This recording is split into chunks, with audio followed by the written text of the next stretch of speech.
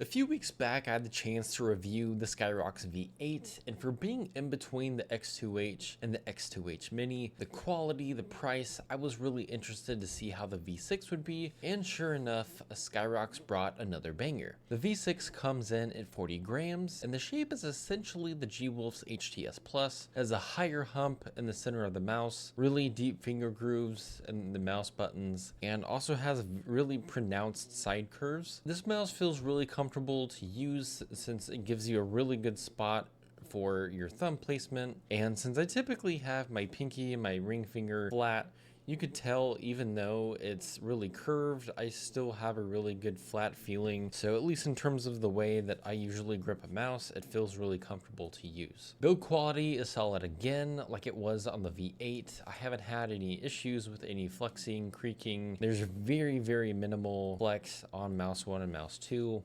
Really little to nothing on either of the side buttons. So at least in terms of build quality, they did really good.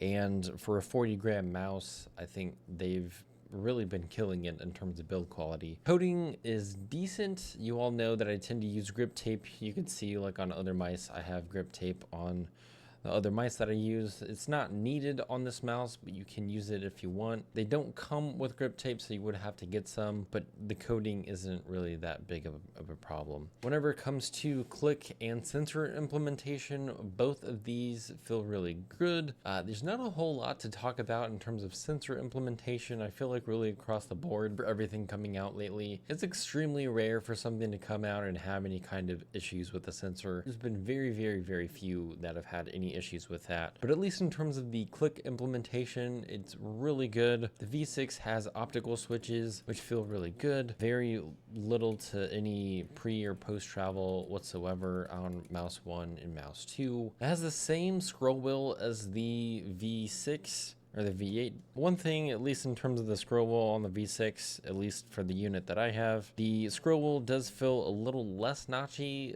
than the original V8, but it's not a big deal. Scroll wheel is pretty solid for a $70 mouse. And last but not least, at least in terms of stock skates, I felt like the V8 was a little bit better. I keep getting those confused.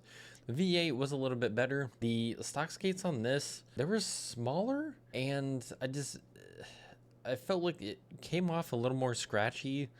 You could hear it a little bit on cloth. You can definitely hear it whenever you have it on glass. And I mean, comparing the stock skates, especially on glass, you can tell that there's a really big difference just in terms of the overall smoothness you get from the stock skates.